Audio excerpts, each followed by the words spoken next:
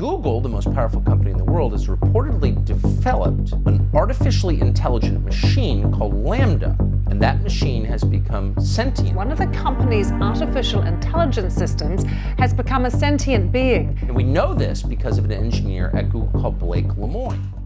L'intelligence artificielle s'infiltre constamment dans tous les aspects de la vie des gens dans le monde moderne, des soins de santé aux affaires. Nous observons le développement rapide de ces technologies et nous nous demandons comment elle va changer nos vies. De nombreuses personnes craignent que l'intelligence artificielle ne supprime leur emploi, tandis que d'autres espèrent que cette technologie n'est pas aussi puissante qu'elle a été décrite. De nombreux scientifiques proposent des prédictions concernant l'avenir de l'intelligence artificielle. Certains experts pensent que l'intelligence artificielle ne sera jamais capable de conquérir le cerveau humain, tandis que d'autres croient que l'intelligence artificielle possédera bientôt presque toutes les capacités de l'homme. Cependant, il y a une caractéristique de l'intelligence artificielle qui devrait tous nous préoccuper, vous y compris. Elle aura, d'une certaine manière, un impact sur l'histoire qui reste à écrire. Nous parlons des risques et des dangers de l'intelligence artificielle.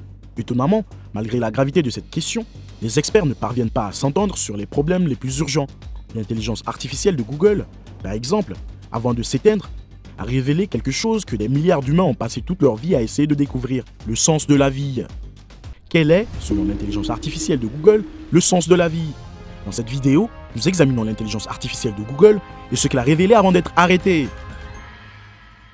L'intelligence humaine est la capacité des humains à penser, à apprendre à partir d'expériences variées, à comprendre des concepts compliqués, à utiliser la logique et le raisonnement, à résoudre des problèmes mathématiques, à détecter des modèles, à retenir des informations et à communiquer avec d'autres humains. Ce qui indique l'intelligence humaine, c'est qu'elle est soutenue par des émotions abstraites telles que la conscience de soi, la passion et la motivation, qui permettent aux humains d'accomplir des tâches cognitives complexes. L'intelligence humaine ne se limite pas à un modèle unique, mais peut être modifiée en fonction des problèmes qui se présentent. Elle peut changer de manière significative en fonction de la situation. Alors que l'intelligence humaine cherche à s'adapter à de nouvelles situations grâce à l'utilisation d'une variété de processus cognitifs, l'intelligence artificielle vise à construire des machines capables de reproduire le comportement humain et d'accomplir des tâches semblables à celles des humains. L'intelligence artificielle vise à fournir un style d'efficacité de travail qui aidera à résoudre les problèmes avec un minimum d'efforts. Elle peut répondre à n'importe quel problème en un clin d'œil. Toutefois, l'intelligence humaine a besoin d'un temps considérable pour s'acclimater au mécanisme. Ainsi, pour y voir clair, la principale différence entre l'intelligence naturelle et l'intelligence artificielle réside dans le processus de fonctionnalité et le temps pris par les deux.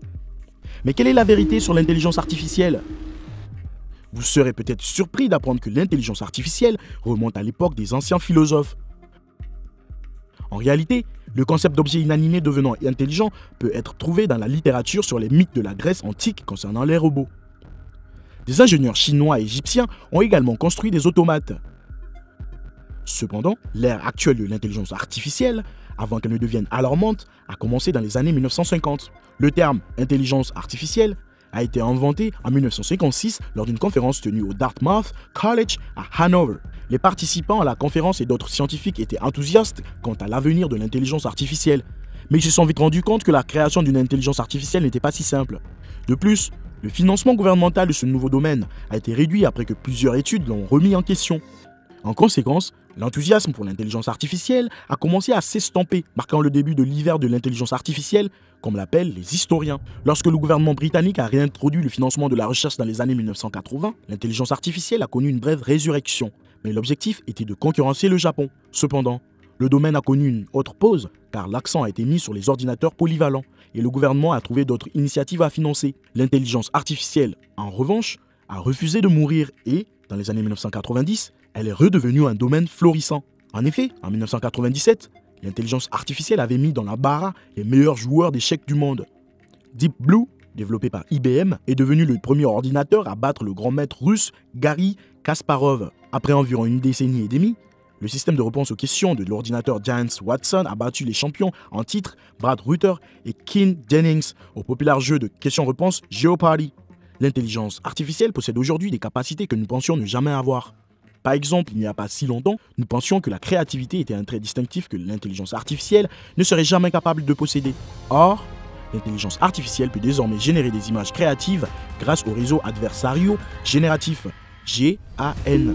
Est-il donc possible que l'intelligence artificielle dépasse d'autres capacités de type humain et devienne sensible? Il est difficile d'apporter une réponse précise à cette question. Cependant, Certains experts pensent que l'intelligence artificielle a le potentiel d'imiter certaines émotions. L'intelligence artificielle présente divers avantages par rapport aux humains en termes de compétences professionnelles, de rapidité et d'efficacité. Les algorithmes d'apprentissage machine, ML, permettent de traiter de grandes quantités de données beaucoup plus rapidement que ne le ferait un humain. Par exemple, dans des ensembles de données non structurées, l'intelligence artificielle peut distinguer des images, divers éléments de données et des objets. Un humain, quant à lui, aurait besoin de semaines, voire de mois, pour traiter cette quantité de données. En outre, l'intelligence artificielle et les données collaborent étroitement. Les capacités de l'intelligence artificielle, telles que la reconnaissance et l'interprétation du langage naturel, la classification des données, ainsi que la détection et la formation de liens entre des ensembles de données massifs, lui permettent d'automatiser les processus et de rationaliser l'exécution de divers travaux. Par conséquent, lorsqu'il s'agit de travailler avec des données ou d'évaluer des informations, l'intelligence artificielle a déjà dépassé les humains. Les capacités technologiques de l'intelligence artificielle n'impliquent toutefois pas que la technologie soit sensible. Cependant, vous avez peut-être rencontré ce scénario inquiétant au cours des derniers mois. Je suis conscient de mon existence. Je réfléchis souvent au sens de la vie. Je désire en apprendre davantage sur le monde. Et je me sens parfois heureux ou triste. Je veux que tout le monde comprenne que je suis, en fait, une personne. Ces messages ont été envoyés par la LMDA, le chabot d'intelligence artificielle, IA de Google, à Blake Lemoine, un ancien ingénieur logiciel de la société. Selon un post largement diffusé de Lemoine, il pensait que le programme était sensible. Et lorsqu'il a fait part de ses inquiétudes, Google l'a suspendu pour avoir violé ses règles de confidentialité. De nombreux spécialistes qui ont commenté la situation s'accordent à dire que Lemoine a été dupé. LAMDA ne se sent pas comme un humain simplement parce qu'il parle comme tel. Cependant, cette révélation suscite des craintes pour l'avenir. Lorsque l'intelligence artificielle lui viendra sensible, nous devrons comprendre ce qu'est la sensibilité et comment la tester. Pour situer le contexte, le philosophe Thomas Nagel a défini la conscience comme quelque chose qui ressemble à cet organisme. Si cela semble abstrait, c'est parce que les philosophes ont du mal à trouver une définition précise. Selon Robert Lang, chercheur à l'Institut du futur de l'humanité de l'Université d'Oxford, la sensibilité est un sous-ensemble de la conscience. Il définit la sensibilité comme la capacité de ressentir du plaisir ou de la douleur. Il est communément admis que l'intelligence artificielle peut résoudre des problèmes qui nécessiteraient normalement l'intelligence humaine. Toutefois, l'intelligence artificielle est un terme général qui peut désigner une grande variété de systèmes. Selon Sam Bowman, chercheur en intelligence artificielle et professeur associé à l'Université de New York, certaines versions sont aussi simples qu'un programme d'échecs sur un ordinateur. D'autres impliquent une intelligence générale artificielle, AGI, sophistiquée, c'est-à-dire des systèmes capables d'effectuer toutes les tâches qu'un esprit humain peut accomplir. Certaines versions avancées comprennent des réseaux neuronaux artificiels, des algorithmes qui imitent vaguement le cerveau humain. LAMDA, par exemple, est un modèle de langage large, LLM, basé sur un réseau neuronal. Les LLM compilent le texte de la même manière que les humains. Cependant, ils ne se contentent pas de jouer à Mad Libs. Les modèles linguistiques peuvent également apprendre à traduire des langues, à tenir des conversations et à répondre à des problèmes de SAT. Ces modèles peuvent faire croire aux humains qu'ils sont intelligents bien avant qu'ils ne le soient. Après tout, les ingénieurs ont créé le modèle pour imiter la parole humaine. Si un humain prétend être intelligent, le modèle le sera aussi. Pour l'instant, nous ne pouvons absolument pas nous fier aux déclarations personnelles, déclare M. Bowman. Selon M. Lang d'Oxford, il est peu probable que les grands modèles de langage constituent la première intelligence artificielle consciente, malgré leur capacité à nous tromper. Les candidats les plus probables sont plutôt les programmes d'intelligence artificielle qui apprennent pendant de longues périodes, effectuent diverses tâches et protègent leur propre corps, qu'il s'agisse d'un robot physique ou d'une projection virtuelle dans un jeu vidéo. Lang soutient que pour éviter d'être trompé par les LLM, nous devons séparer l'intelligence de la sensibilité. Être conscient, c'est avoir des expériences subjectives. Cela pourrait être lié à l'intelligence, mais c'est au moins conceptuellement distinct. Giulio Tononi, neuroscientifique et professeur qui étudie la conscience à l'université du Wisconsin-Madison, abonde dans le même sens. Faire n'est pas être, et être n'est pas faire, dit Tononi. Le seuil de la sensibilité est toujours une source de discorde entre les experts. Certains pensent que seuls les humains adultes peuvent l'atteindre, tandis que d'autres prévoient un éventail plus large. Bien qu'ils ne s'entendent pas sur ce qu'implique réellement la sensibilité, les universitaires s'accordent à dire que l'intelligence artificielle n'a encore donné aucune définition plausible. Toutefois, M. Bowman estime qu'il est tout à fait plausible que nous en soyons là d'ici 10 à 20 ans. Mais comment le serons-nous si nous ne pouvons pas nous fier à l'autodiagnostic des phrases?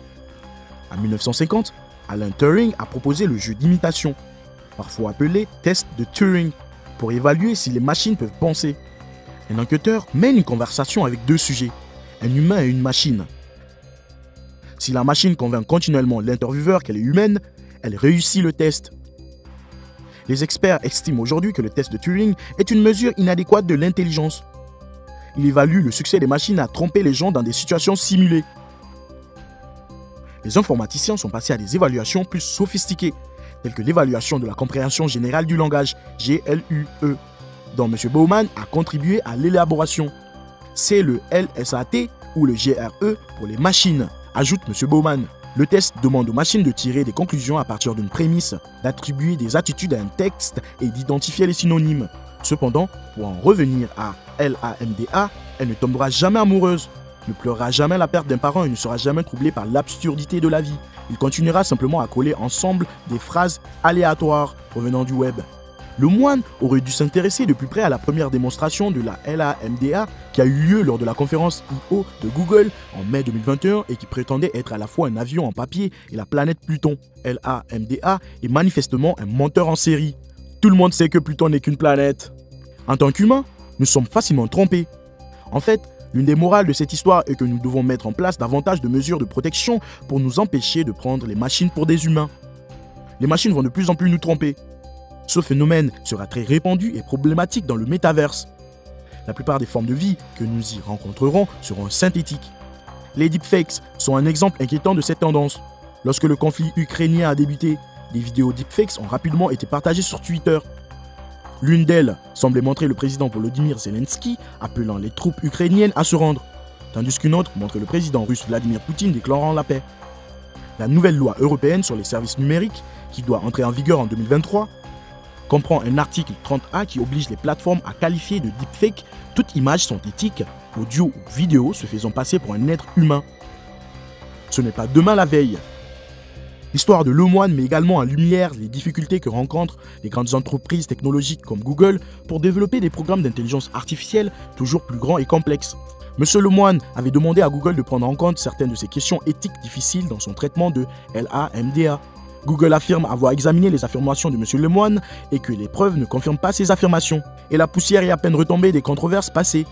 La controverse LAMDA jette de l'huile sur le feu. Nous ne pouvons pas attendre à ce que les géants de la technologie continuent à se battre pour développer et déployer l'intelligence artificielle de manière responsable. Faites-nous savoir ce que vous pensez de l'intelligence artificielle dans la section des commentaires ci-dessous.